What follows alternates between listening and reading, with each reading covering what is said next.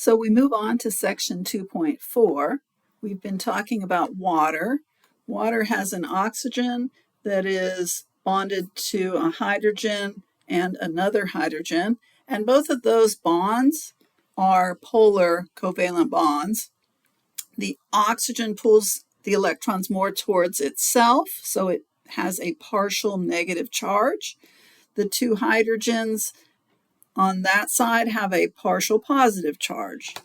And so as different molecules of water are moving around each other in a liquid, they can very quickly form these very weak attractions between molecules, between the partial positive on one molecule and the partial negative on another molecule. And then those bonds break.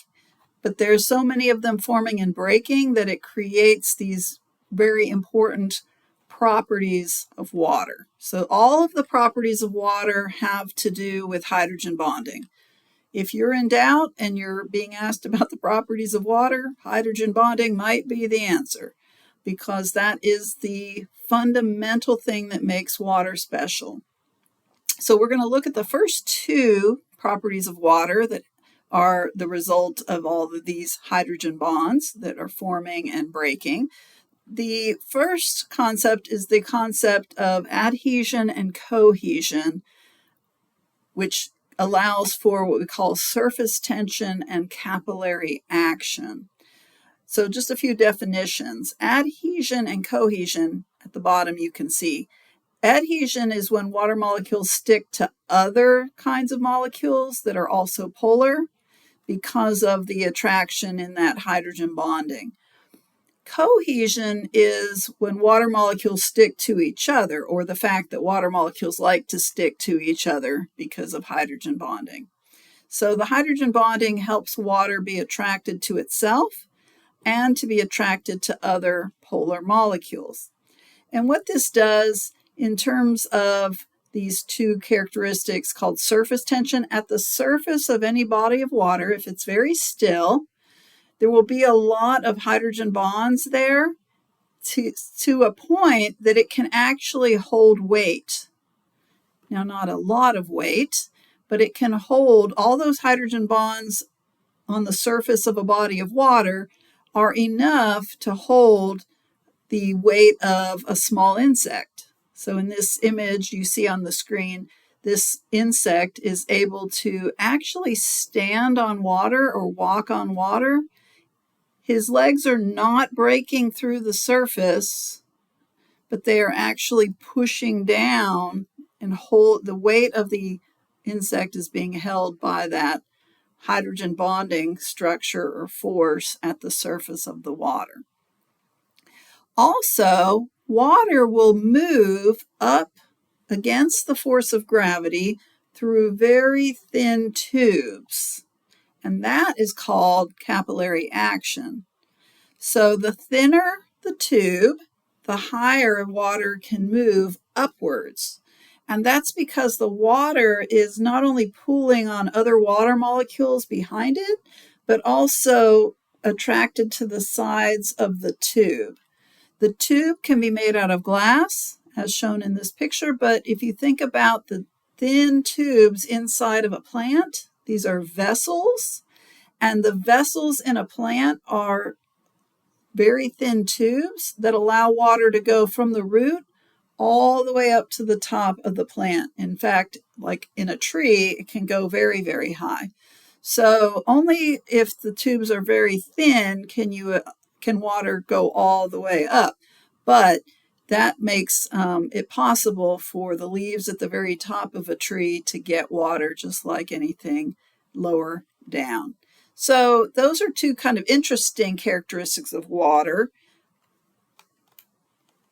Some other properties of water have to do with its ability to absorb and release large amounts of heat. So water has what we call a high specific heat. You may not have experience with other kinds of liquids other than water, so you may not realize how high of a specific heat water actually has. What specific heat means is it's how much heat does it take to change the temperature of that item or of that material. Water has to absorb a lot of heat before it changes temperature. And so it can absorb quite a bit of heat without changing temperature, which is often why if you burn your skin, you run it under cold water because the water will absorb the heat very quickly without changing temperature itself. Water has a very high heat of vaporization. Similarly, water can absorb a huge amount of heat before it changes into vapor, before it becomes steam. And water, when it freezes, is actually less dense than when it is liquid. And that's why ice floats. Now, what I want to point out is that we're used to water. We think that these things are just kind of normal, but these things are actually kind of unusual. Other liquids have a much lower specific heat. In other words, you can boil other liquids like pure alcohol. That will boil very quickly on a stove. I don't know that I recommend it, but because it's very flammable. But if you put pure, you'll take my word for it, if you put 100% alcohol in a pan on the stove and turn on the stove, it will boil almost immediately. Whereas, if you put a pan of water on the stove, it seems to take forever to boil. And the same thing with it becoming vaporized, it takes a long time. And other liquids other than water, when you freeze them, the frozen version of that item is always more dense. It would sink to the bottom, whereas ice floats. So these are all interesting characteristics of water, and they all have their place when we're thinking about biology, but the most important thing that we're going to talk about in terms of the properties of water are the next two items. So this is the one of the really important properties of water that's going to have an impact on our discussion in this course. Water is a very good solvent. The word solvent is the liquid part of a solution. So a solution is a combination of a solvent plus something that's mixed into the solvent that dissolves. So we call the thing that's mixed in the solute. So I'll give you an example. If you have a cup of sugar, just sugar from your kitchen, and you have a thing of water, if you mix the sugar into the water, the sugar will dissolve. So the thing that dissolves in the water is called the solute, and the water is called the solvent. So in biology, water is always the solvent. Write that down. In biology, water is always the solvent. If you take chemistry, there are other solvents that could be used maybe for industrial purposes, but in living organisms, water is always the solvent. So water is always going to be the solvent in our course. But things can be dissolved into the water.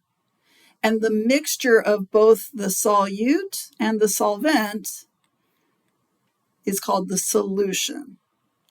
So water dissolves hydrophilic molecules, so I haven't defined this word yet, but hydrophilic molecules and ions. You know what an ion is, it's a charged atom. But hydrophilic molecules, what that means is any molecules that are water-loving. And things that are water-loving, things that are hydrophilic, are either partially charged. So remember what we talked about with polar molecules, they have partial positive and partial negative charges. So polar molecules will mix well with water. And fully charged, so ionized atoms and molecules. All of those things are hydrophilic. They mix well with water. What doesn't mix well with water are molecules or compounds that are called hydrophobic. Hydrophobic means water-fearing. Although, like I said, they don't have a brain, so it's not really that they fear water, but things that don't like to mix with water. And those things from the chemical standpoint are either uncharged, so things that don't have a charge, especially things that are nonpolar. So nonpolar, remember, are compounds where the electrons are shared equally. Therefore, there aren't partial positive and partial negative sections of the compound. So anything that's not charged can be hydrophobic. All right. Oh, that is a typo there. Let's get that out. Escape.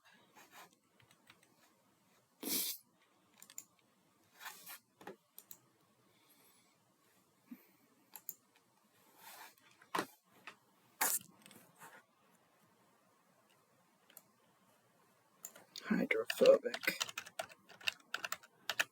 Okay, that was a typo. I will correct that.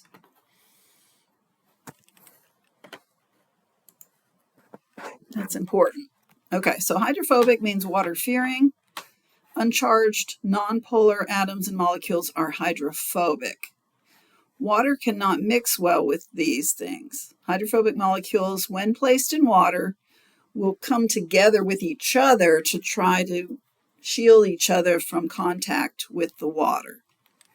So we say that water organizes molecules because anything that is hydrophobic will be separated from the water, and anything that's hydrophilic will dissolve in the water. The reason that water is a good solvent is that water forms what we call hydration shells around hydrophilic molecules or hydrophilic particles. In this case, they're ions. So they're using an example of salt, sodium chloride, which is an ionic compound. Sodium is a cation. Remember, it has the positive charge. It's called a cation. Chloride is the anion, has a negative charge. So Na is the symbol for sodium, for reasons we won't go into, but Na. And Cl is the symbol for chloride. So they're just using these as an example of anything that's hydrophilic. So when water is mixed with salt, what happens is each individual ion will become separated from the other ions, and the water molecules, look here in the water molecules around the sodium, around the Na, notice how they are oriented. They are facing the sodium cation such that the oxygen part of the water, the red part is the oxygen part of the water is facing the sodium or interacting with the sodium, which makes sense because the oxygen part of the water has a partial negative charge. So all the partial negative charges of the water molecules face towards the positive charge of the sodium ion. In a similar but opposite way, when you look at the chloride ion is an anion. It has a negative charge. And so the water molecules that are surrounding that ion are oriented the other way, so that they're positive, partial positive charges on those hydrogens, those white part of the water, are facing towards the chloride ion. So you can tell, even if the charges weren't here, because you know that the oxygen side of any water molecule has a partial negative charge, and the two hydrogens on water will always have a partial positive charge. You can always tell, even if you're not shown, what is being surrounded by water. You can tell whether that thing has a positive charge or a negative charge based on how the water molecules are oriented, because the partial positive ends of water molecules will always face towards a negative charged item, and the partial negative charges of water will always face towards a positively charged item, in this case, two ions. So that's how water dissolves things. It makes these little hydration shells around each little tiny component, or each, in some cases, entire molecules, but they've used ions as an example here. All right, chemical reactions. We're not going to do a ton of work with chemical reactions. We're going to take them basically one at a time, and we're not going to do, in chemistry, you have to balance them and figure out all kinds of things. We're just going to look at them at a very beginning level. Chemical reactions are involve the making and breaking of chemical bonds. So that's the definition of a chemical reaction. You always start with something. So your starting materials, your starting molecules in a reaction are called your reactants. And then chemical bonds are made or broken, or both. And then you end up with your final molecules, your resulting molecules, which we call the products. So the way that chemical reactions are depicted is shown here. Left to right is very typical. So you have A plus B. It doesn't matter what A and B are, some kinds of molecules or compounds. But those, in this example, those would be your reactants. Then you have this arrow, or maybe I should go this way. You have this arrow, and the arrow means that bonds are made and or bonds are broken. So that's where the action is, the arrow. Now on the stick side of the arrow, not the pointy side, on the stick side of the arrow, that's where the reactants are. And on the pointy side of the arrow, that's where the products are. So you can rotate an equation, a chemical reaction equation, the other way and have the arrow going the other way. And so, but it is typically written left to right. But no matter how it's written, first you have the reactants, then the arrow points towards the products.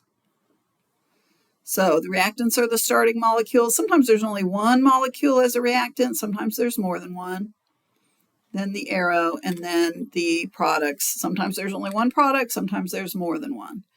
That's not important for us, but just to understand how it's written out and what we call the different parts of a chemical reaction. How fast or how much a chemical reaction will happen depends typically on environmental factors or variables like temperature. If you heat something up, it tends to speed up reactions to a certain point, unless you burn it. Sometimes burning it helps, sometimes it ruins it. But in any case, temperature has an effect, good or bad. pH, we'll talk about that in a minute. How acidic or basic the environment is has an effect. And then also how much reactants you have and how much products might already be in the test tube can have an effect. And then something called catalysts, which in biology we call enzymes. So for right now, I would think more about temperature and pH, and we'll talk about some of these other things later on. But there are external factors and variables that can make a reaction happen faster or slower. And you need to be able to label, just in a general sense, where are the reactants in an example equation and where are the products. So it'll look left to right like this on the quiz. Just getting as we get started. In fact, we have an example here. This section is called Water Molecules Can Dissociate into Ions. So here we have a little reaction, a breaking of bonds. Water, which is H2O, that's the reactant in this example, can break apart, and that's the arrow, the breaking of bonds, into its components, which are called the hydroxide ion and the hydrogen ion. The hydroxide ion has a negative charge, the hydrogen ion has a positive charge. And in any container of water, there will be a certain small amount that will break apart like this. So this reaction will happen. It's called a dissociation reaction. It's a breakage of water. Most of the water in the container won't do this, but a teeny tiny amount will. There's nothing you can do to stop it. It's a rule of nature. So water will break apart in a small amount, and we say that pure water has a hydrogen ion concentration. So the brackets around that H plus means the concentration, the amount of hydrogen ions in any amount of water will be 10 to the negative 7 moles per liter. A mole is an amount of particles, so you'll have 10 to the negative 7 moles per liter of water. And 10 to the negative 7 is a really small number, but it's not zero. So there's a teeny tiny amount of water that will break apart in every liter of water that you have. And what pH, which I mentioned on the previous slide, what pH is, it's a number equal to, now don't panic, the negative logarithm of the hydrogen ion concentration of a solution. And what that means is, by definition, if a solution has a hydrogen ion concentration of 10 to the minus 7 moles per liter, then what that means is the pH is 7. So this exponent here, on the 10 to the minus 7, if you just take the 7, that's what we call the pH number. Okay? Now 10 to the minus 7 means 1 over 10 to the 7. 1 over, and 10 to the 7 is 10 million. So that means for every one, really what it means is for every one molecule of water that dissociates, there's 10 million molecules of water that do not dissociate. So only one molecule for every 10 million will break apart. So like I said, it's a pretty small number of water molecules in pure water that will do this. But we define water as having naturally occurring a pH of 7. That means it has a tiny amount of these hydrogen ions naturally occurring. So you can, though, add to water, which naturally has a pH of 7. What if you added just hydrogen ions somehow? You don't have to worry about how, but like theoretically, if we just added hydrogen ions to a container of water, then the concentration of hydrogen ions in that water would be higher than just pure water. If we added just a bunch of hydrogen ions to water, then we would have a solution that had more hydrogen ions concentration than pure water. So we define that situation as an acid. An acid is anything that increases the hydrogen ion concentration when mixed in water. But when you increase the hydrogen ion concentration, you lower the pH number. So when we add hydrogen ions to water, we have more hydrogen ions in that solution than before. But what it does is it lowers the pH number. Remember that 10 to the minus 7, the 7? If you add more hydrogen ions to water, maybe you'll get to a point where there's 10 to the minus 6 hydrogen ions per, 1 out of 10 to the 6th, 1 part hydrogen ions for every million parts of water. So there's what we call an inverse relationship. All right, the stronger an acid is, the more hydrogen ions it adds to water, and that actually causes the pH number to go down. You might think it would cause it to go up, but the way negative logs work is it's inverse. So even if you don't understand the math, let's just look at the relationship here. So here's the pH scale. It goes from 0 to 14. And we define 7 as pure water. Okay? And pure water has a hydrogen ion concentration, H plus, in brackets, of 10 to the minus 7. So if we add more hydrogen ions. So on this side of the scale, there's more hydrogen ions than pure water. And on this side of the scale, I'll put 7 right here in the middle, there's less hydrogen ions than pure water.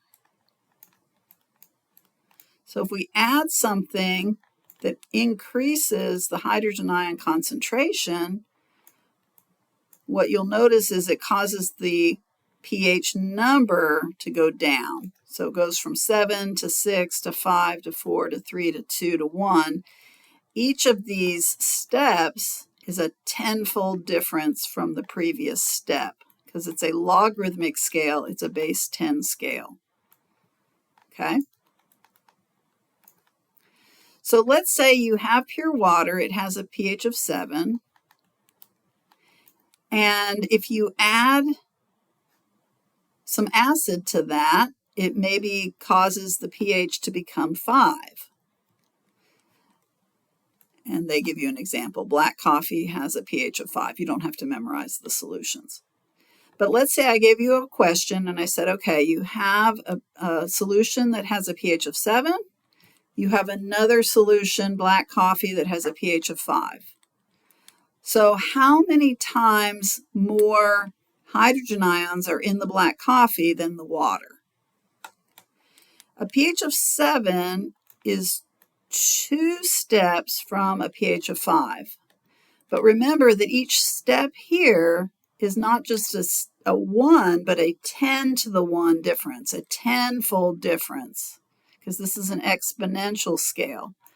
So if it's 2 steps away on the pH scale, it's really 10 to the 2 more acidic. So black coffee is 10 to the 2 times more acidic than pure water. I will give you the pHs, but however many steps it is on the pH scale, you need to put that as the exponent of 10. If you have tomatoes compared to pure water has a pH of 7, tomato juice, let's say, has a pH of 4. How many times more acidic is tomato juice compared to water? Well, since it's 3 steps here, then it's not 3 times more acidic, but 10 to the 3 times more acidic. And the further you go in this direction, the more acidic things get, until you get to hydrochloric acid, which is, extremely acidic. Okay. So we're going to focus mainly on this part of the scale just until you get some practice doing this. So the difference between the pH, 7 and 4 in that example, is a difference of 3, but it's really 10 to the 3 times more acidic. So tomatoes are 10 to the 3 times more acidic than water, and you may know 10 to the 3 is 1,000. 10 to the 2 is 100. You can express it either way. Okay? So that's how the pH scale works. Just an introduction to the pH scale. We're not going to get super complicated with that yet. So right now we're going to do questions similar to what I just showed you. Our last slide in the chapter is about buffers. I love to talk about buffers, mainly because I get to talk about something that you already are familiar with. So the most common buffer in the human body is called bicarbonate. Bicarbonate is actually just a combination between water and carbon dioxide, which happens naturally in your blood. Carbon dioxide is released from your cells as a waste product. Some of it combines with water, and it eventually forms this thing called bicarbonate. In general, buffers are substances that, it says, resist changes in pH, or maybe what a better definition would be is substances that help keep the pH of a solution level. And the way they work is they can either bind hydrogen ions when there are too many hydrogen ions in the solution, or they can release hydrogen ions when there's too few hydrogen ions in the solution. So they try to keep everything in a sort of a balance. So the overall effect of buffers is to keep the hydrogen ion concentration constant. In living organisms, that's important. That's called homeostasis. We want pH to stay pretty constant typically. But bicarbonate, the reason it's interesting is not only is it a naturally occurring compound in your body, but you also have it either in your medicine cabinet or in your kitchen. In your kitchen, it's called bicarbonate of soda or sodium bicarbonate, and we call that baking soda. It comes in a little orange box. So I'm not saying that they make baking soda from people, but what I'm saying is it's a chemical that if you take it in, your body accepts it very naturally. It's already a naturally occurring chemical in your body, baking soda. If you look at Tums or Rolaids or any of those are also bicarbonate, typically. And so you chew it and you swallow it because you have too much acid in your stomach. It's giving you a stomach ache, and it neutralizes or tries to smooth out the pH in your stomach. And so it's just a naturally occurring molecule, and you can, chew a few of those, you'll feel better. You can put baking soda if you have a rash. Sometimes, old-fashioned moms will put a paste of baking soda on itchy skin because it is a soothing and a very natural kind of compound for the body. So, okay, so that's our lecture for Chapter 2. It's quite a bit, but I know you can manage it. Make sure you're focusing on definitions. There's a few things for you to be able to recognize and a few fundamental concepts and relationships to learn. But study and then go ahead and practice on your post quiz.